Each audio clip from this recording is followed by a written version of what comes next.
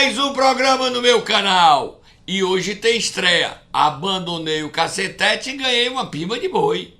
Meu amigo Adelmo aqui para usar toda semana em quem merecer, no lombo de quem merecer.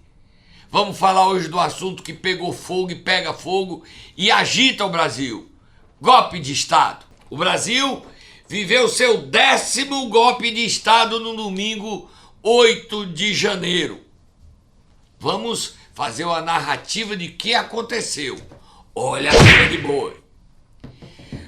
O governador Ibanez Rocha, do Distrito Federal, que tem uma polícia que custa 4 bilhões ano à União, garantiu ao ministro da Justiça, Flávio Dino, que estava tudo tranquilo para a manifestação dos bolsonaristas no domingo, dia 8.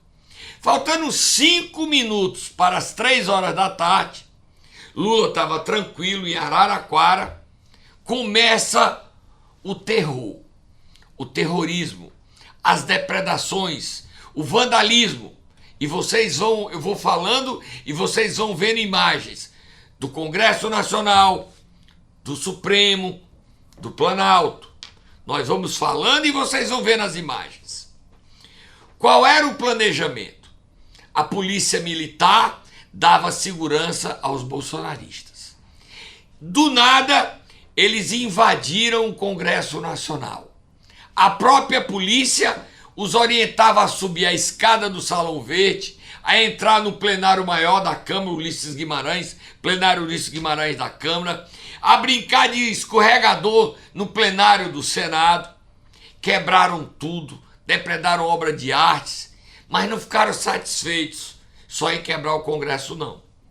E também não é a primeira vez que isso acontece. O MST já quebrou o Congresso. Mas não era um golpe de Estado, era protestos por direitos. Saíram do Congresso e, como bem disse a cearense Perpétua, vejamos o vídeo dela, de Crateús, a doutora Perpétua convocou o ato e disse: vamos para o Planalto. Aí vem a surpresa. Dito pelo próprio presidente Lula, eles não arrombaram o Planalto. Eles não quebraram o vidro para entrar no Planalto. O próprio batalhão, que é formado, tem 200 anos, para proteger o Planalto, o Alvorada, o Jaburu, o presidente e o vice, abriram a porta. Ouçamos o presidente falando. Eu estou convencido que a porta do Palácio do Planalto foi aberta para que gente entrasse, porque não tem porta quebrada na porta de entrada, ou seja, significa que alguém facilitou a entrada deles aqui. O batalhão do Planalto, dos guardas do Planalto, BGP, está envolvido, como vocês ouviram, nos atos de destruição, atos golpistas de destruição ao Planalto. Concomitante à destruição do Planalto, isso aconteceu durante 2 horas. Começa 5 para as 3 e vai até 5h30, 2 horas e 35 minutos foi o pique dessa operação. Saem e vão para o Supremo. No Supremo, eles tocam fogo. Só que o sistema de combate a fogo foi acionado e o Supremo, o prédio, não se incendiou. Nesse intervalo, é bom que a gente resiste, que o ministro da Justiça, Flávio Dino, soube, diferente do que disse a ABIN, das invasões, das quebradeiras pela imprensa, pelo portal Metrópolis do Distrito Federal. Olha a pima. Vamos continuar os fatos. O presidente da República estava tão seguro que nada ocorreria no domingo, que ele pela manhã pegou um avião presidencial e foi visitar desabrigado de chuva em Araraquara. Foi para a prefeitura para almoçar não teve como almoçar, porque começou um golpe de Estado para derrubá-lo, que lamentavelmente para os bolsonaristas fracassou e para a democracia foi vitoriosa e foi vencedora. Qual era a manobra? Qual era o golpe? Vocês vão conhecer agora. E o que impediu? Depois das quebradeiras, havia duas posições dentro do governo. A posição do ministro José Múcio, que não controla as Forças Armadas, que não tem autoridade das Forças Armadas, porque depois do dia da diplomação de Lula, 12 de dezembro, quando tocaram fogo em Brasília, o ministro José Múcio, já escolhido, queria desmobilizar os acampamentos de frente ao quartel-geral do Comando do Exército em Brasília. E não conseguiu. Os militares disseram, não, aqui tem mulheres, parentes de generais, coronéis, capitães, e não vão sair. Ele perdeu o embate.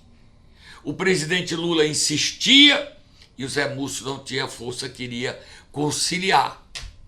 No dia 8, na posse do Lula, dia 1º, tudo funcionou bem, mas era para funcionar. Estava programado para dar o golpe no dia 8. Qual era o objetivo? Criar o caos. E o caos foi criado, mas faltava prosseguir no caos. Era derrubar torres, deixar Brasília sem energia, sem informação, sem acesso ao restante do país, para que o presidente Lula, acuado, pedisse a GLO, quando ele entrega o poder aos militares para assumir o governo. Aí há um atrito feio entre Lula Múcio / ministro do Exército, Júlio César Arruda e Flávio Dino. Flávio Dino ganha a batalha e convence: presidente, nós estamos sendo alvo de um golpe. Nós não podemos entregar o poder aos militares, que eles vão derrubar o senhor. E o Zé Múcio, o estilo dele, conciliador, diz o seguinte: presidente, estou aqui com o general Júlio César Arruda, temos 2.500 homens para defender a Praça dos Três Poderes. Ora. Esses homens já deviam ter sido usados, ministro Zé Múcio.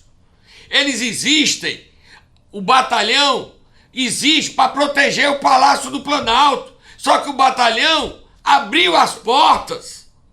O Lula se irrita com o Zé Múcio e diz: não, Zé Múcio, só que ele usou um palavrão, não tem GLO, nós vamos resolver na polícia.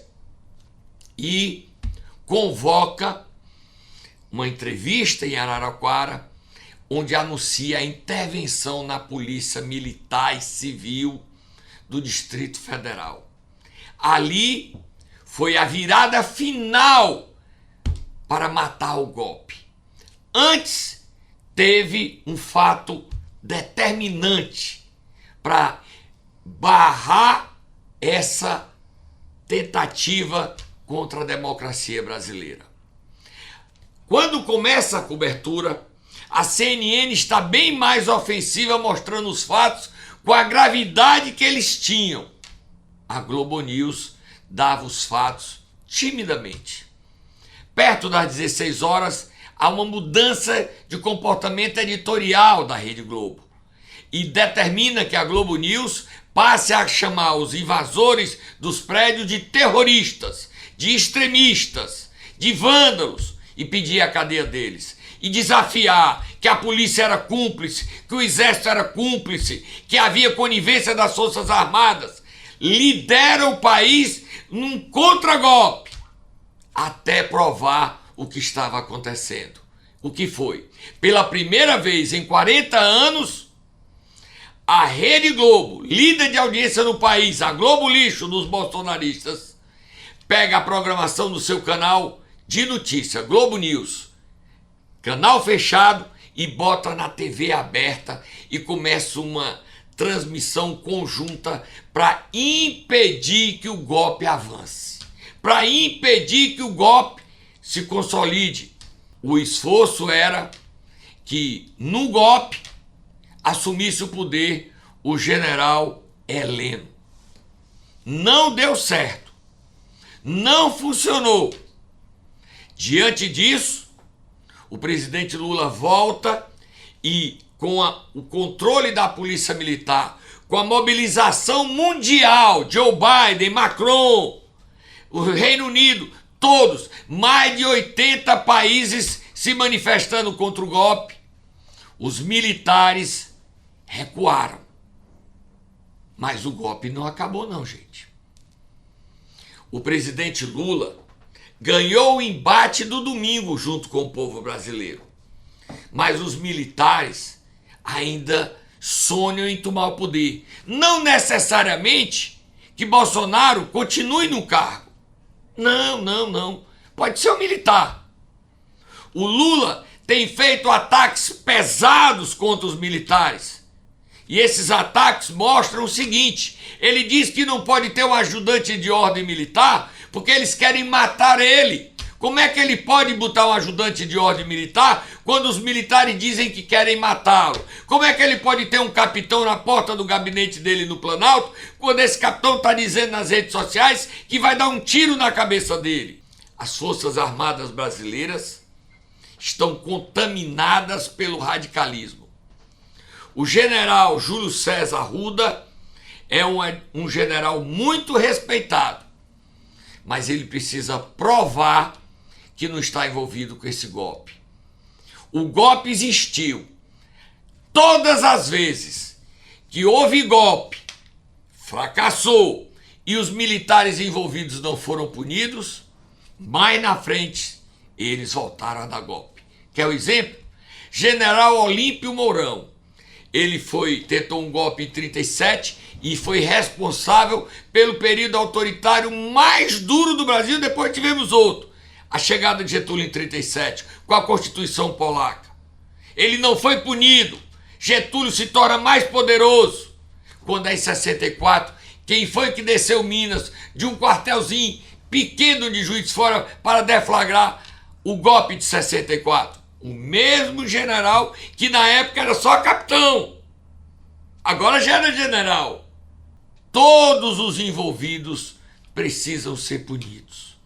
O Brasil quer respirar democracia. E vocês acham que eu disse tudo? Olha a minha pimba de boi! A Polícia Federal, por ordem do ministro Alexandre de Moraes, depois dessa decisão foi respaldada pelo tribunal, pelo Supremo Tribunal Federal, fez uma operação no apartamento não, uma casa luxuosa do ex-ministro da Justiça de Bolsonaro e ex-secretário de Segurança, com a sua prisão pedida, Anderson Torres. E lá, para surpresa da Polícia Federal, para surpresa do Brasil, encontrou um documento onde uma minuta, você vai ver agora aí, veja o documento. Esse documento diz que o presidente Bolsonaro vai baixar um estado de defesa, é uma medida inconstitucional, onde ele ia fechar o TSE, anular os votos do Lula e assumir o poder. Em Brasília se fala que esse documento ia aparecer naquele dia que a bomba não estourou, lá de Brasília, que ia ter mortos, ia criar o caos. Naquele dia ia ser baixado isso. Agora, quem ia dar entrada nesse documento era o presidente nacional do PL, Valdemar Costa Neto, que se recusou. Ciro Nogueira, presidente nacional do PP, também se recusou. E Bolsonaro, sem apoio no judiciário, sem apoio na classe política, e as Forças Armadas vacilaram e disseram: não, presidente, não, presidente, não, presidente. Mas Bolsonaro não desistiu do golpe. Por esse documento, comprovadamente, que houve uma tentativa, Anderson Torres vai passar uma boa temporada na cadeia. Com medo de ficar muito tempo preso, Anderson Torres, que está retornando ao Brasil, se não voltar até segunda-feira, vai ser pedida a sua deportação, negocia uma delação para entregar a Bolsonaro e todos os envolvidos com esse golpe que que fracassou para o bem do Brasil e para o bem da democracia. A situação em Brasília é tensa. O presidente Lula está cercado, não pode confiar em ninguém, tem medo de andar pelas ruas de Brasília e a qualquer momento levar um tiro, ser assassinado. Brasília, a segurança dele está perdida. São 800 homens do Exército, Marinha e Aeronáutica que trabalham na segurança do presidente Lula e do vice-presidente Geraldo Alckmin. Ele nem confia no Exército, nem na Marinha, nem na Aeronáutica. Ele precisa resgatar a credibilidade das Forças Armadas brasileiras. Lula está assustado, está cercado sempre de pessoas próximas, porque quem autorizou esvaziar o Planalto é quem cuida da inteligência do Lula, a GSI, que é o gabinete institucional. O general Gonçalves Dias, que é leal a Lula, não sabia de nada, não tem condições de ficar no cargo. E o Brasil vive essa crise toda. Quando a gente devia se preocupar com a economia, nós estamos preocupando com o golpe de Estado. Os militares querem tomar o poder. Eles acham que há espaço para eles. Não há. Nós não queremos ditadura. Nós queremos liberdade, democracia. O Lula fica 4 anos, depois vem outro. Quer votar? Vota em quem quiser. Mas vamos definir no voto. Olha a minha língua de boi aqui, estreando hoje. Para terminar, corrupção. A Procap, a polícia, estiveram na prefeitura de Acopiara. A situação é muito séria de corrupção, de desvio, de irregularidades, de tudo que você possa imaginar. O secretário de Finanças, Felipe, e o empresário Robertinho de Chelô são alvos de denúncias de lavagem de dinheiro e de uma infinidade de fatos que precisam ser apurados. Já se fala na cidade que a Câmara Municipal vai abrir um processo para caçar o prefeito afastado por 180 dias, Antônio Almeida, que anda falando muito mal do Poder Judiciário, quando espalha que ele vai voltar tão logo o Poder Judiciário volta ao trabalho. Vai não, Antônio Almeida. Você vai ser caçado, você vai ser punido, porque a justiça cearense merece o aplauso do nosso povo. Você já aprontou muito com a cidade de Acopiara. Chega! E a Procap já tem sob seu controle toneladas de papéis que mostram licitações erradas, que mostram desvios de dinheiro. E o povo dizendo, é mesmo? Sério? Gostou do meu programa? Inscreve no meu canal. Clica aí e diz que gostou. Toda semana tem um programa novo para você.